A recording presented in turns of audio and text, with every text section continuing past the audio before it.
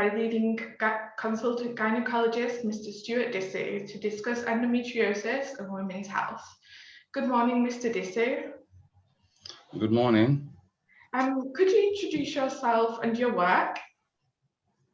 My name is Stewart Disu. I'm consultant gynecologist and laparoscopic surgeon, as well as a robotic surgeon at the London Northwest University Healthcare NHS Trust. I also have private practices at the Spire Bushey Hospital in Stanmore and also the Clementine Churchill Hospital in Harrow. My career has spanned across about 10 London hospitals as a postgraduate laparoscopic fellow, and I finished my training at Imperial College in 2011 and became a consultant in 2012, just before the Summer Olympics. Thank you very much. It's a pleasure to speak to you today. Pleasure is mine. Thanks. My first question, how common is endometriosis in the UK? And would you say it is a misunderstood condition by some people? Yes, approximately 1.5 million cases are diagnosed each year. And this is actually equivalent to the new number of new diabetic diagnoses in the UK. Yes, I do agree it's a misunderstood condition by most people, including doctors, and it can take up to 7.5 to 8 years from the onset of symptoms to definitive diagnosis. Thank you. So we know that endometriosis is an issue that affects women, but can you provide more detail about the condition? Yes, I can. Endometriosis is a disorder where the lining of the womb is found outside the womb, but within the pelvis. It may be found under the diaphragm, and also it could be found in the lungs. But these two areas, the diaphragm and the lungs, are quite rare. I've seen about 2 cases of each in my career, which has spanned 24 years. The more common areas are in the pelvis, especially behind the ovaries. We have about 23 in 100 women have endometriotic nodules behind the ovaries, and this is because of the retrograde menstruation theory by Sampson from 1928, where blood flow splashes back through the fallopian tubes onto the pelvic sidewall. The next common area is behind the womb. 20 in 100 women have this, and this area is called the pouch of Douglas. The pouch of Douglas is actually an area on top of the vagina, and therefore these areas hold the uterine ligaments, which hold the uterus in place in the pelvic floor. The bladder lining also has a covering, which is called the uterovesical fold, and about 3 in 100 women have endometriosis spots over this area or in the bladder muscle. Lastly, endometriosis can be found in sisters and also found in mother and daughter families in about 4 in 100 families. Thank you. So it's said that the symptoms of endometriosis can significantly affect quality of life. What are the symptoms and why are they so debilitating? Yes, the commonest symptoms are painful periods. We refer to that in the gynecological field as dysmenorrhea, and this occurs in 62 in 100 women who are diagnosed with endometriosis. The second most commonest symptom is painful intercourse, and this is called dyspareunia, and this occurs in 42 in 100 women. The third commonest symptom is heavy menstrual bleeding, which occurs in about 40 in 100 women. In a minority of women, there is a painful sensation when passing urine. There's also a painful bowel motion during their periods, and this occurs in about 3 in 100 women. So with all these symptoms, it causes extreme pain, it causes discomfort, it leads to worsening depressive episodes, it gives the women anxiety in their relationships, and this leads to disturbing everyday life. It also affects absenteeism at work, and it costs the patient and also the employer a lot of healthcare costs.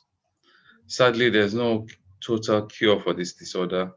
My job, as well as other professionals that work with me as a team, can use medical therapies, and then if this fails, we can then move on to the surgical treatment to help alleviate the symptoms and bring it to a bare minimum so that the debilitating state no longer exists and a better quality of life can be achieved. That's great to know that it's possible to alleviate those symptoms. And in both mild and severe cases, how can this be done? Yes, it's possible to alleviate symptoms in both mild and severe. Mild cases, we usually start with a non-hormonal preparation, such as anti-inflammatory tablets. A good example is ibuprofen. This is an antiprostaglandin, and an antiprostaglandin is a hormone that's released during your periods. So if you take an ibuprofen or Nurofen or two during your periods, then you are blocking the pathway of the prostaglandin hormone, which is causing the painful bleeding during your periods. We also have another tablet called tranexamic acid. This is an antifibrinolytic, which means it reduces menstrual blood flow by altering the clotting cascade. And this reduces menstrual flow by about 50%. Thirdly, we can use hormonal treatments, such as the combined pill. However, if the lady has migraines, then we can think about the mini pill, which is a progesterone-only pill, and this is safer in patients who have migraine or any clotting disorders. If all the medical treatment then fails, this now means that we're going into the severe category, where keyhole surgery is a gold standard to identify endometriosis and do a see and treat policy by an accredited expert in endometriosis. Currently, we have about 55 accredited centers within the UK, and there is a society called the British Society of Gynaecology-Endoscopy, which monitors surgeons and their outcomes, and we put all data on a centralized database, which is anonymous information, and it monitors how these ladies are doing over a 2-year period. So we do have processes in place to achieve some standardization to treatment. Thank you. So how can women recognize the signs of endometriosis with confidence and advocate for their situation?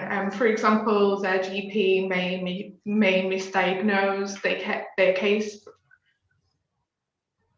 Yeah, endometriosis is a difficult diagnosis to achieve, even by the best doctors.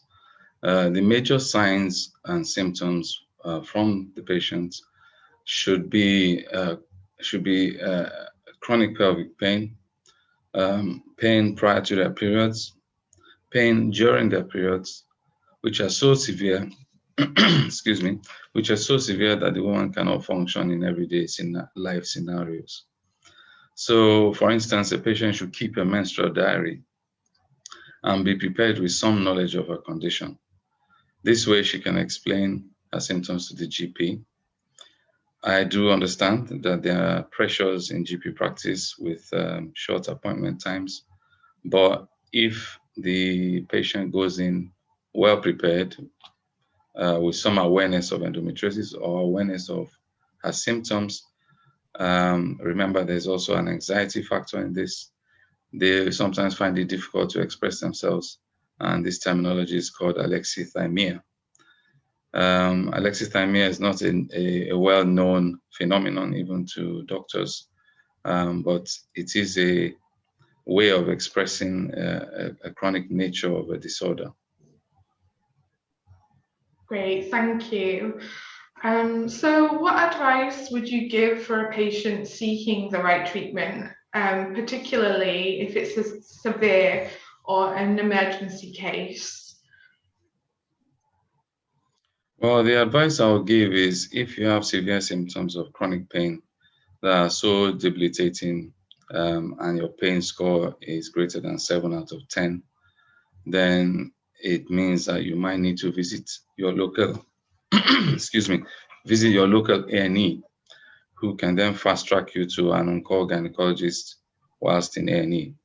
1 in 5 of my referrals come through the A&E pathway, and therefore it's quite common to have patients who are doubled over in pain during their periods pitching up in the accident and emergency department.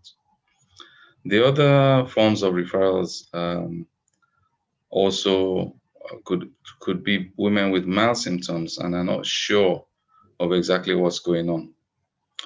In this scenario, I would probably advise you to attend your GP with a planned written note of your most debilitating symptoms in the order that is most significant to you. For instance, if the periods are so painful, then we go with painful periods as the first symptom. If it's that the bleeding is more significant than the painful periods, then start with mentioning your heavy bleeding. If it's painful intercourse, that is a major factor in, say, our family life or trying to achieve fertility, for instance, then this should be prioritized as the main symptom. Some other symptoms, as we mentioned earlier, is pain when going to the loo. This could be a urine tract infection, or it could also be bladder endometriosis. So there are different ways where the patient can approach the doctor. But as I said, it's more of understanding the disease, reading about it, and then putting a structure together, structuring your notes when you go and see the doctor. That's really useful to know, thank you. And finally, what support is available for women with endometriosis? Yes, the accredited support group is actually called Endometriosis UK. And if you type this in Google, it will take you to their website, www.endometriosis-uk. This website is quite useful. It gives a lot of data. It gives information about meetings and awareness of endometriosis. It also has an employer-friendly form which you can fill out and submit to your employer if you're having employment issues at work or having too many days of work. It's a useful website and it's independent, and there is quite a lot of resourceful information on it. So I would recommend clicking on that. The disadvantage of going on the internet is it's a world wide web, and there is a lot of information that can scare the patient, especially if they don't know their diagnosis. Okay, absolutely. So yes, thank you so much. It's been a pleasure speaking to you today, Mr. Disu. And you can visit Mr. Disu's Top Doctors profile for advice regarding endometriosis and related conditions. Thank you.